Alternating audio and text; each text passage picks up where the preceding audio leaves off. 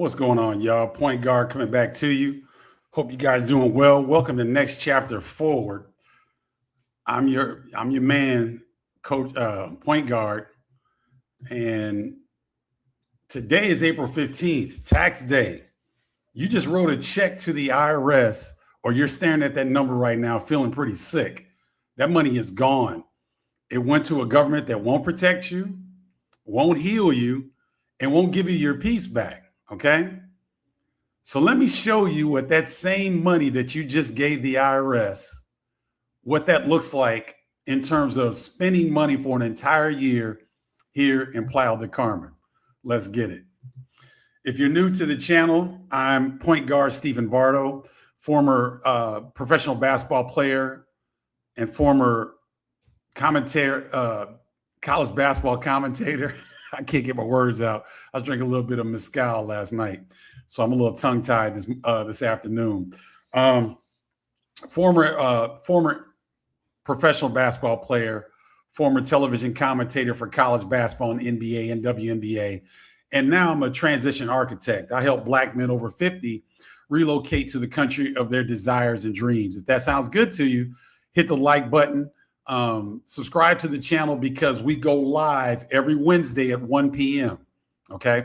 So go live. We get long form videos on Mondays and we go live on Wednesdays. And so join the Next Chapter Forward community because we're growing and it is a lot of fun, fellas. I'm here to tell you. All right. So today I want to show you guys, let me take you to the screen. Let me pull this up. Make this bigger. Guys, let me know in the comments if you can see this okay. All right. All right. We got a cost segment side by side, your actual tax bill versus 12 months in Playa. Okay. So looking at the average U.S. tax bill for a single filer with $60,000 of income is roughly $10,000 to $12,000. Okay. This is 12 months of cost of living in Playa del Carmen versus the amount that you just gave the IRS, okay? Rent for a one-bedroom furnished apartment in a safe area, 5 minutes from the beach, you can get $600 to $800 a month, okay? That's $7,200 to $9,600 yearly. Groceries, $200 to $250 a month. And I eat, and that's still a really good number. You're talking $2,400 to $3,000 a month, okay? Electricity, $60 to $100 a month, and you only pay it every other month. So you pay those bills in Mexico every 2 months, okay? So that adds up to about $720 to $1,200 a year, okay? And then the transportation, the bike, the collectivos, you don't need a car, okay? The collectivos are similar to taxis, but they're even cheaper. But it's mass transit in passenger vans. It's unique, but it's highly useful here in Mexico.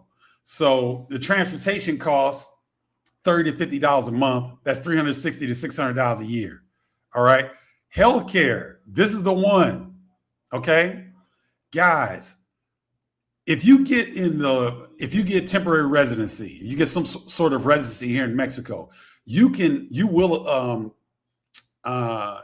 be eligible for the IMSS. That's the national healthcare insurance. And now, guys, Mexico President Claudia Sheinbaum just announced this week that Mexico will have universal healthcare for their citizens. And I got to go and do a lot more research. I don't know if it's etched in stone yet, but I believe that people with temporary residencies, permanent residencies can also get access to universal health care. Now, think about that for a second. We're struggling with healthcare in the United States. Astronomical costs for pitiful service. And it's just the opposite here. All right.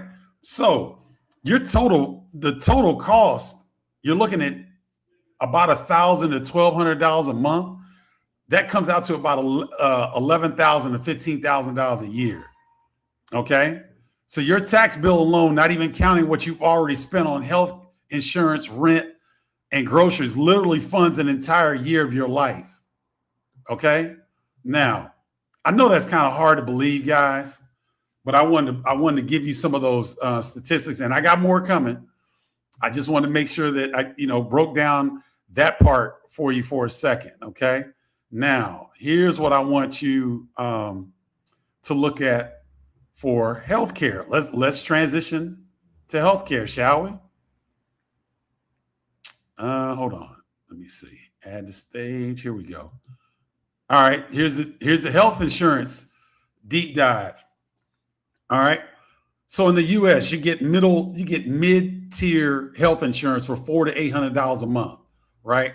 The IMSS, which is the national health insurance that you can get here in Mexico, if you get residency, is $40 per month. Now, guys, you can get really good private health care here in Mexico for $100 to $150 a month. I'm talking doctor visits in your home if you can't leave home. You heard that right. Doctors will come to your house. A lot of the doctors here in Mexico are bilingual.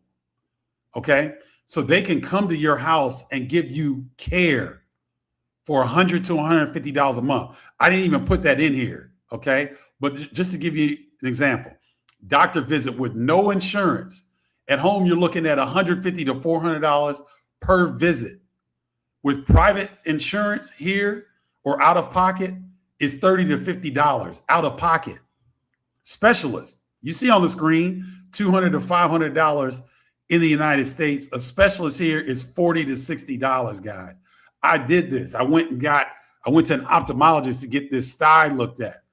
I could have gone to a regular MD. I went to an ophthalmologist and I got the prescription, was seen within 10 minutes of showing up with no prior appointment.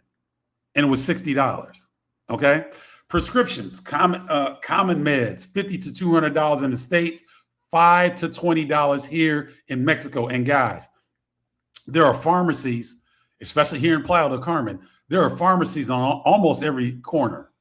And if they're not on this particular block, they're on the next block. There are pharmacies everywhere. And a lot of the stuff that you have to get a prescription for, or you have to get a pharmacist to give you, and you got to get a prescription from a doctor, you can go right into these pharmacies and get a lot of the medications that we need prescriptions for in the United States.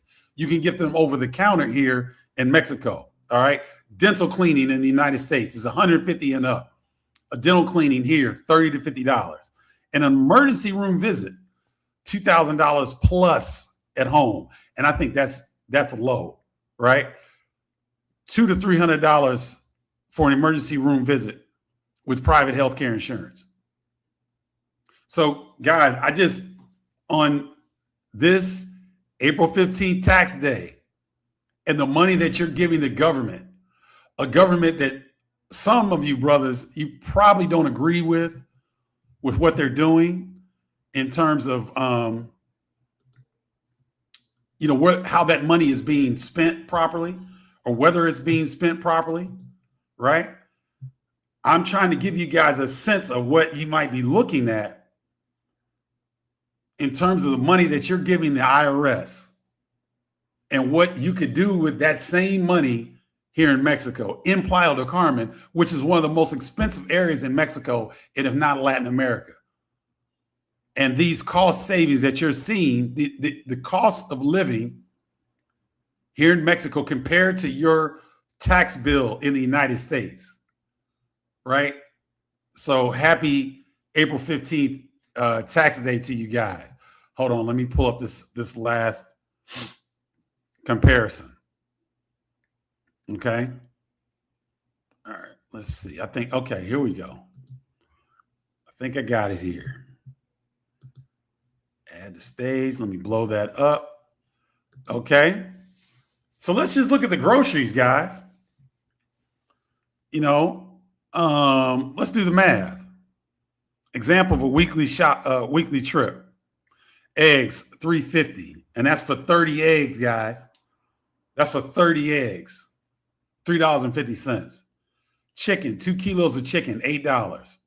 Avocados, 6 of them, $2.50. Fresh produce, $10. Local cheese, tortillas, beans, rice, $8. Total, $35 per week per person. Right? Guys, I'm telling you.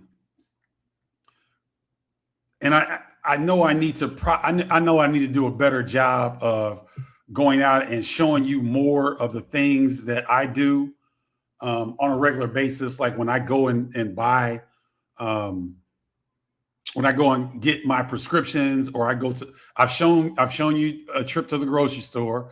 I need to show more restaurants and things like that, because I think when I'm breaking these things down for you guys, I think for some of you, it's hard to believe.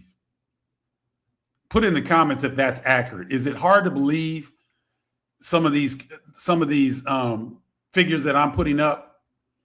Because I know, you know, some of you are a lot of us black men, we're skeptical by nature, and good reason, right? But I want you to understand that the more that you'll follow next chapter forward, the more that you get to know me, you'll know that I'm a non-BS person. I bring it to you straight, no chaser, okay? Because I think that we're intelligent enough to make intelligent decisions if we have the right information. And today I simply, you know, am pulling on your heartstrings, because I know tax day is painful for a lot of Americans. And for me, tax day is painful because I'm here in Mexico and I still have to pay US taxes. You heard that right. When you relocate, if you don't renounce your citizenship, fellas, you still have to pay US taxes. Now, it may, you know, my US tax bill for this year is going to be slim to none because I didn't make that much money. Okay. But you still have to file your taxes. But consider this. I don't agree with what's going on with what this government is doing. And yet I'm still required to pay US taxes. And I'm gone. Like, I'm living a better life outside of the country that I still have to pay taxes to. You guys are still there in the midst, right? You're still in the belly of the beast. And you're giving up this kind of cash, when that amount of cash, what that can get you. So you just gave the US government a year's worth of great living here in Playa del Carmen. I want that to sink in for a second. Your tax bill alone, I'm not talking about your rent or mortgage. I'm not talking about your car note. I'm not talking about your health insurance. I'm not talking about your kids' education. I'm not talking about auto insurance, maintenance, gas, which is going through the roof right now. I didn't mention any of that. I'm strictly talking about the tax bill that you had to cut Uncle Sam today. The average tax bill in the United States will pay for a year's worth of quality living, sovereign living for you black men in a country that will respect you. The police, bro, we speak to the police down here. I'm not joking. There was something going on at a restaurant. There were two police officers outside with their semi-automatics holding it. And I mean, they're in full gear. And I see the dude stand against the wall and he's chilling, but you know, he's working. And I was like, I did my head like this, because Mexicans, brothers, Mexican men, they know what that means. That's an acknowledgement. And he hit me back and I said, Buenas tardes. He said, Buenas tardes. Now he's holding a semi-automatic. This is a police officer. They call him policia here, right? And this cat speaks. We speak to police officers in Playa del Carmen. I'm trying to let that sink in for you, black men. There is zero fear of the police here. We view them as fellow citizens.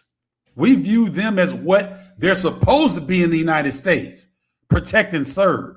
That's what they do here. And you are in the United States, black men,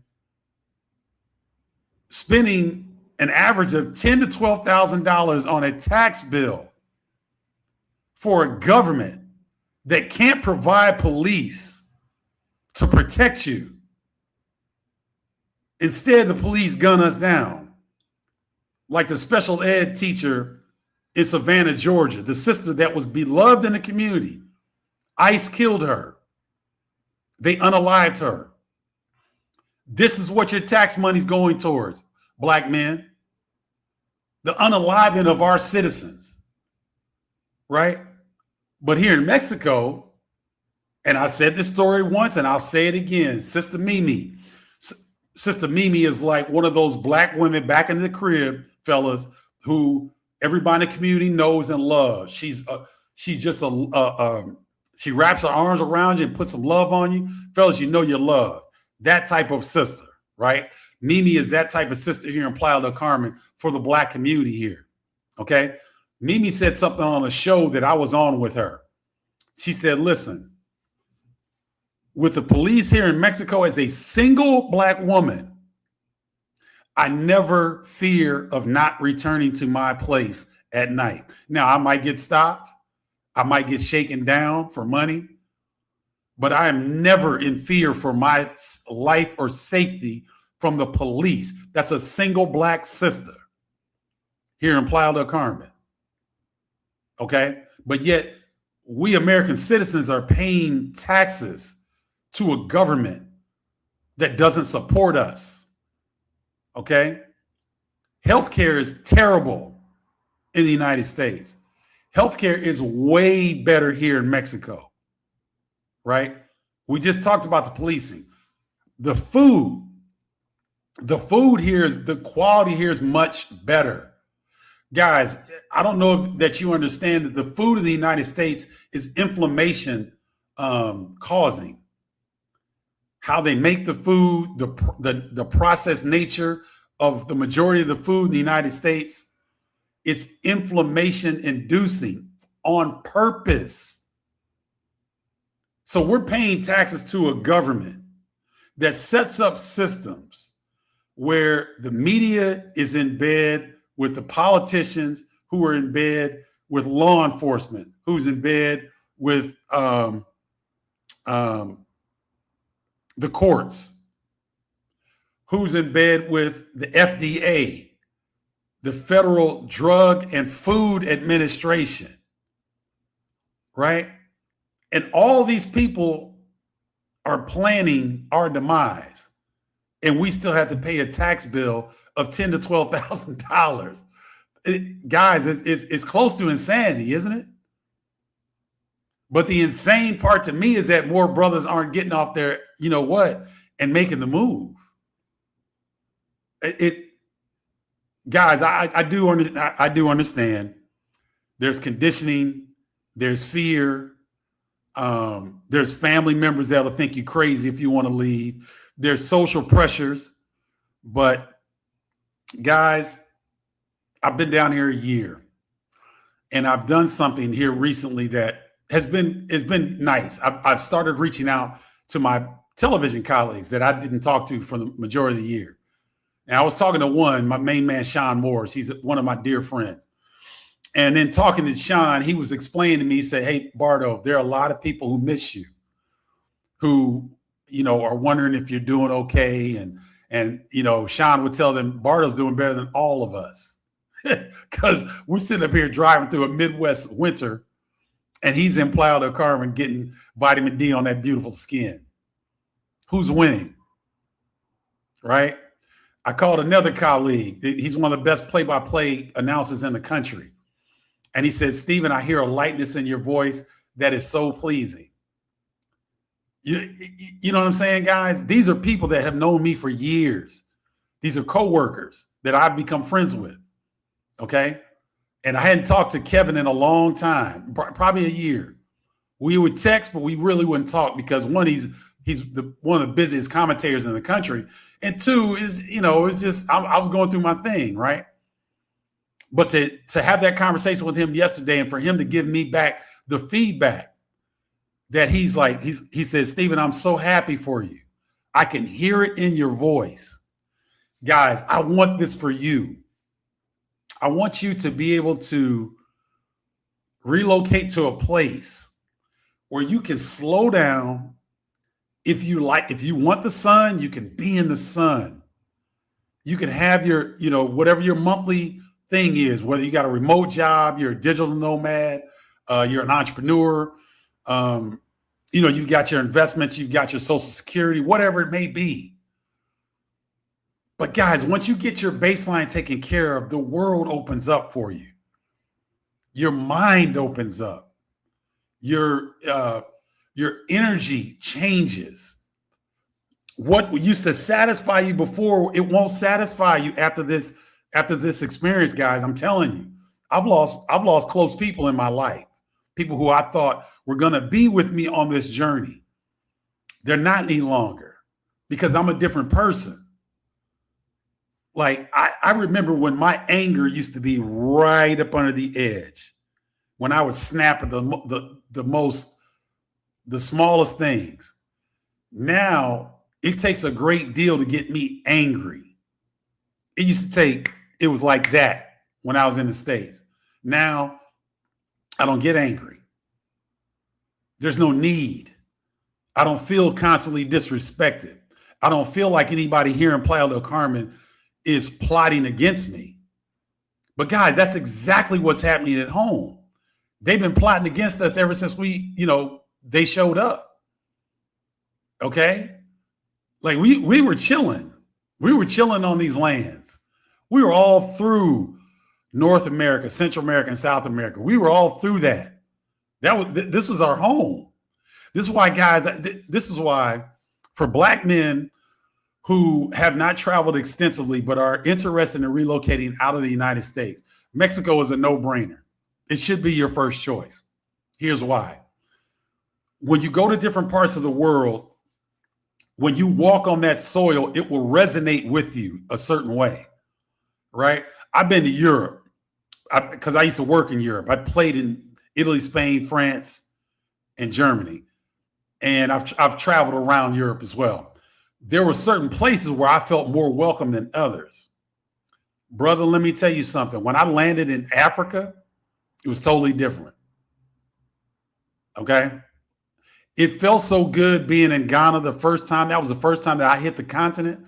It felt so good that I was one of 5 grown-ass Black men sobbing in the Accra International Airport.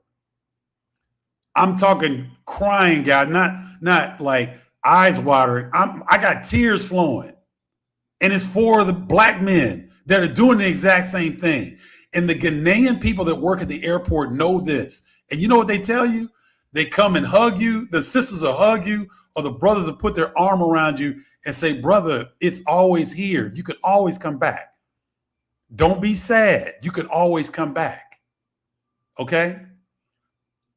Some of you will get that feeling here in Mexico like I have. This feels familiar. Being in Mexico feels familiar. When I walk around and I'm encountering locals, Mexican people, and the vibe and the energy that they give me, it feels familiar, guys. My ancestors were here. We were all up in this area, all up and through here. Okay? And I want that for you guys because something happens to you when you get to a place where you feel like you belong. When you're not looking over your shoulder. You're not worried about someone approaching you coming with an angle on something. You're not worried about somebody being racist who, might come up and say something foul to you. You don't worry about that in these places, guys. And there are a number of places around the world where Black men have these experiences each and every day. They've escaped the madness that is the United States right now. And they're living really, really good lives, guys. And I'm trying to give you a sense from an emotional standpoint that hopefully you can feel it coming through. Okay. Charles D says, why not Panama City, Panama? Charles, it's a great question. Now, if you don't mind relocating to a place that's similar in cost to the United States, then Panama City would be top 1 or 2. If your brother that doesn't mind spending U.S. prices. Now, if you got it like that, Panama City is the bomb. Like straight up, fellas, Panama City is really, really dope. And I mean dope in the most positive way. I love Panama City. I've been there 3 times. I love it. But I want my money to stretch a little bit further. And your dollars don't stretch as far in Panama City because what? They use the US dollar in Panama. So anywhere the dollar is being used is going to be more expensive. That's why I do promote Panama as one of the 13 countries that I try to encourage Black men to look at. So it's in the mix, but I don't laud Panama City or Panama as much as I do the DR, Mexico, Thailand, Philippines, Malaysia, South Africa, Ghana, Kenya, Tanzania. Those areas, you can still play arbitrage with your US dollars. Your US dollars will go a lot farther in these countries that I've mentioned than Panama. So thank you, Charles, and thanks for tuning in, brother, and always supporting. I really appreciate you. That's why I don't talk about Panama that much, okay? Because I think it's important that I want to deal with guys that now if you got the money, that's fine. I love to deal with brothers that have the money, but I don't want to leave the brothers that are on Social Security. That maybe, if you got $2,000 to $2,500 a month, I don't want brothers thinking that they can't find quality life with that amount of money. Consider this, Black men. If you make $30,000 a year, do you know that you're in the top 90? You're in the 90th percentile of people making money in the world. If you make $30,000 a year, you're in the top 10% of earners in the world. That's how far the United States has us skewed in terms of cost and what things cost. Okay. And so Panama is one of those places that, you got some bread, cool. If you $5,000, $6,000 a month, and that's not a problem, then Panama City is really, really a great place because Panama has a strong Black population. You won't feel out of place. You'll feel like you're amongst the people. You do need Spanish in Panama. They don't speak as much English in Panama, even in Panama City, than they do here in Playa del Carmen, Mexico. So you do need Spanish. But everything else Panama is wonderful, guys. So Charles, I can't say enough about it, but that's the only reason that you don't hear me push it as much or push it as a first option. Because when you're relocating, I think it's best to go somewhere where you can have a cushion of money, where you're not necessarily redlining your finances, because you may need an emergency trip back to the United States. You might, you might come across a deal that you might be able to purchase something for a reasonable price. But if you're redlining your expenses and you're living like right to the edge of your means, which is very common in the United States, then you don't give yourself as much flexibility. And in this next chapter of our lives, fellas, we want as much flexibility as possible. We don't want to be locked into something, because think about this, guys.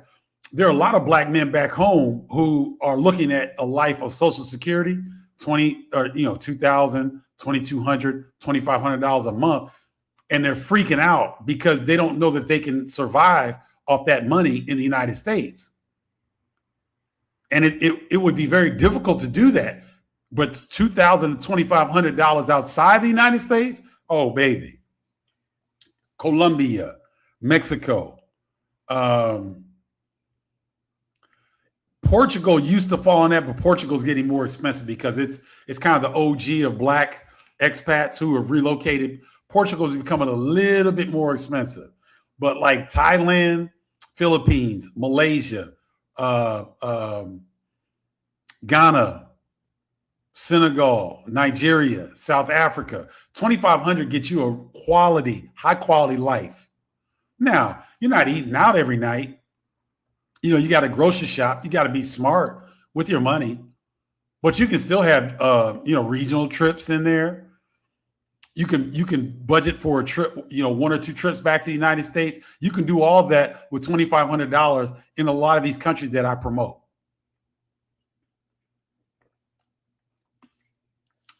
So that's what I want to get across to you guys. Put in the comments if you're strong enough. If you feel strong enough, put in the comments how much money you're paying in taxes to the IRS this year.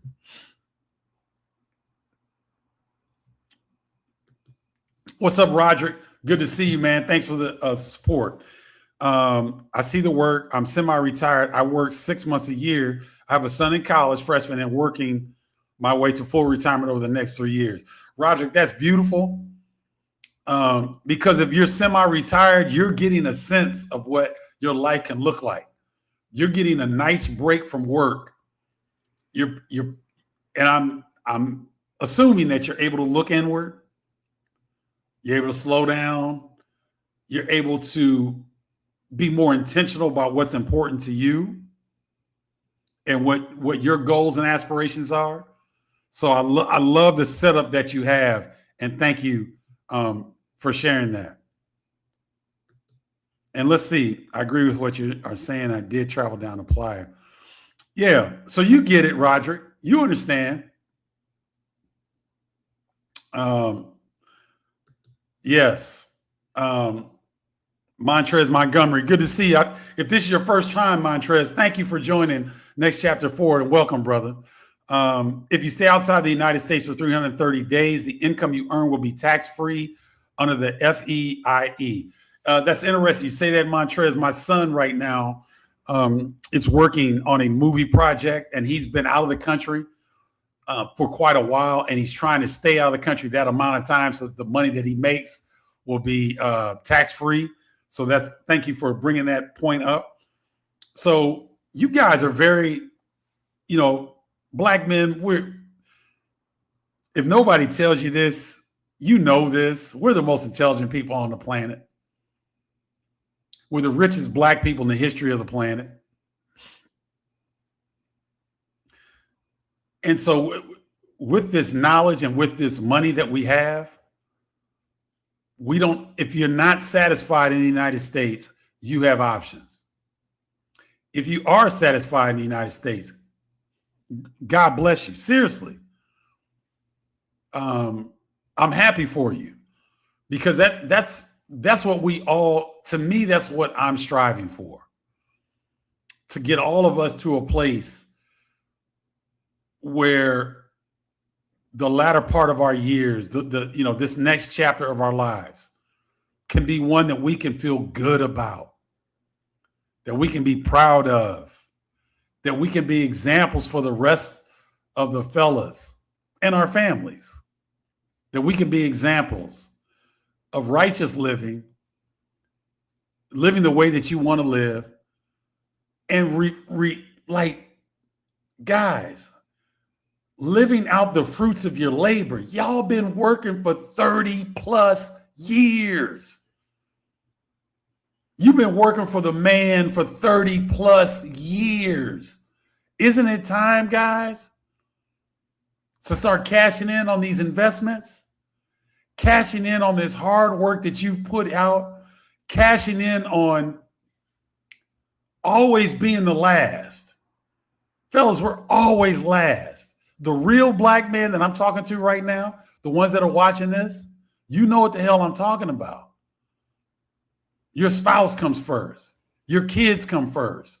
Your family comes first. You might have siblings you're looking out for. You might have parents you're looking out for. You might have nieces and nephews that you've had to take in based on some family stuff. But it's your time, Black men. This is your time.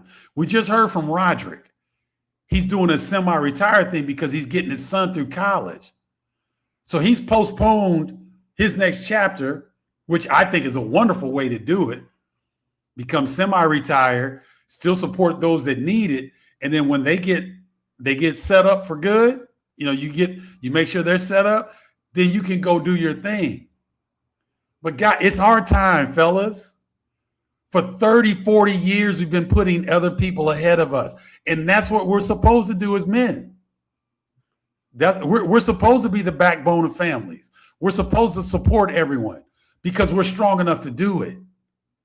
We have the capability to do it. But guess what, guys? When you get to this point, and you can get to your next chapter, you can get to that country that you love. And you guys notice I don't even talk about dating yet. I haven't mentioned dating, but that's coming. Okay. I gotta get some experiences in dating some of these local women. I haven't had any yet because I'm not gonna go into that, but I'll talk about the dating aspect because guys, I'll give you an example. We walk into a restaurant. We every Thursday we have a men's group, and in our men's group we go to dinner. And I've said this before. Roderick and Charles may have heard me say this already, but we walk into a restaurant, man, and this guy's giving us great service. The waiter comes over, gives us great service. The manager comes out from the back and comes and talks to us and everything. And I'm sitting here and I'm like, Kareem is one of the brothers that's been here the longest. Highly intelligent brother. I'm like, Kareem, I'm like, man, isn't this cool to get this service? I said, what's going on? And he says he sees some rich brothers. He sees rich black men. Guys, that's how you're going to be viewed around the world. Okay? When you leave the United States and you're living in another country, they're going to look at you as a rich man because to them you are. Okay? Now, some of that, they're going to, you get beat out. You might pay gringo prices if you can't get your, you don't know the language or you don't have people in place to gird you from that. Yeah, there are some risks with that. You will get overcharged at times. Women will look at you as a meal ticket at times. But the respect, I want you guys to go to another country just for the sake that when you walk down the street and a dude will give you a head nod and acknowledge you, or and the energy that exchanges that you'll get from people on the street. I want that so badly for you black men who have had to shrink yourself in situations to make other people feel comfortable, or to be the only black man in the room and instantly feel the energy shift because these other 5, 6 other folks feel your energy when you walk in the room and it intimidates them. We've been doing this for decades, guys. We've been code switching for decades.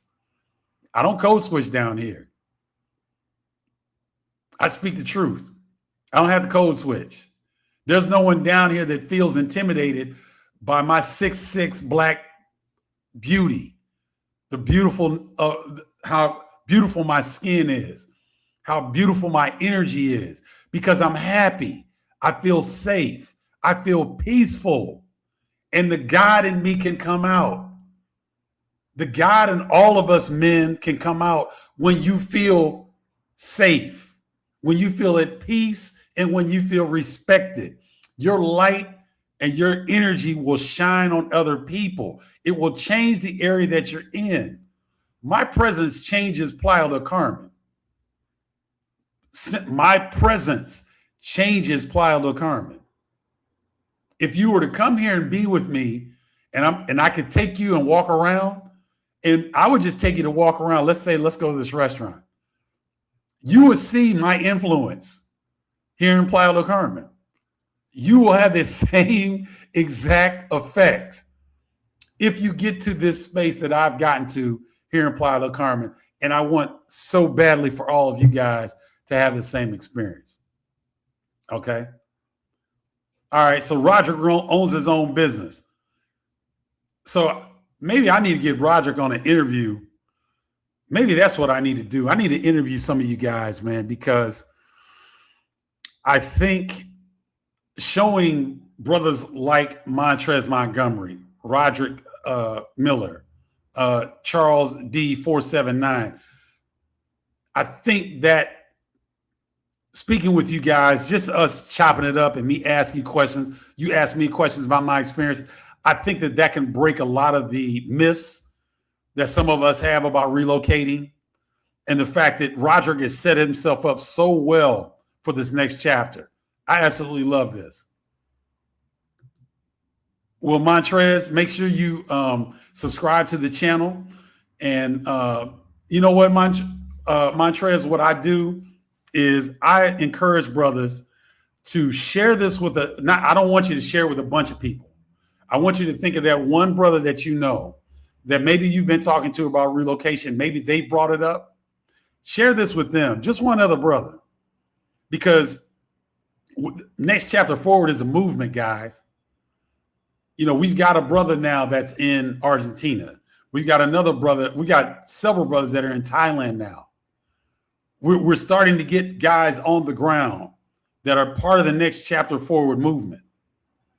And I don't want this thing to be huge and unruly and all that. I'm not looking for numbers. I'm looking for quality.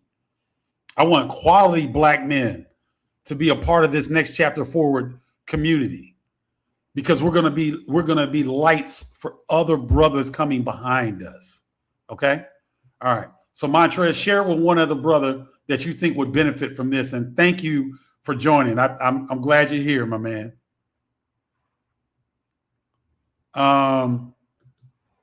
You mean the tax number, Charles? Whatever your total tax bill, I think is what I was referring to. Playa oceanfront property is similar to U.S. prices. I think it's still a little bit cheaper, Charles. But the thing of it is, there used to be a rule in place here in Mexico that no foreigner could purchase property within, is it 5 miles of the ocean front? That used to be a rule. I don't know if that's still in play. I need to go look that up. But I was hearing that a lot last year when I first got down here, that in order to buy or own property, waterfront property in Mexico, you can't do it directly as a foreigner. But if you work, I think now if you work with a Mexican lawyer or attorney or a realtor or something like that, you could possibly get around it. Playa del Carmen is growing so fast now, and there's so much international money coming into investment opportunities here that if that rule doesn't change, it will probably change fairly quickly. But let's stay up on that, Charles, because that's a great thing here. Okay, dating is key. Now I've got some. Yeah, maybe I'll go back and interview some other brothers as well from our group and kind of pick their brain about what their dating experiences have been here. Let me just tell you that they've been fairly good. The brothers don't have many complaints about the dating here. Okay, and you can see my smile. That should tell you everything. Thank you, Roderick. It is our time. It's our time. Guys, you see what's going on in the world. The United States is this is the 250-year anniversary of the United States. Notice how that's not being, splattered over everywhere. You see you notice that, guy? Do you know why that the 250-year anniversary of the United States has not been talked about more? Do you know why? Because there's never been an empire that's been the ruler over the world like the United States has been for more than 250 years. And so I know about American imperialism and people thinking that it's the end all to be all. There's never been an empire or ruling empire around the world, over the world. Great Britain was the last one that had they controlled the world's most used currency, which is the US dollar right now. It's the world's currency. That's getting ready to end, guys. Iran is speeding this process up. So the people of color are starting to assume their position of power and direction on this planet. Mother Nature is shaking violently. There have been, in the last 9 to 12 months, there's been more seismic earthquake activity around the planet than there has been in the last 20 years combined, I believe. There's been more volcanoes go off around the world in the last 12 months than we've seen in the last 50 years. Mother Nature is shaking free of the parasites of this planet. And we have remained through all of it. Through the line of history, Black people have been prominent in each position, each line, each time segment. We've been prominent. And ain't nothing gonna change. It is our time, guys.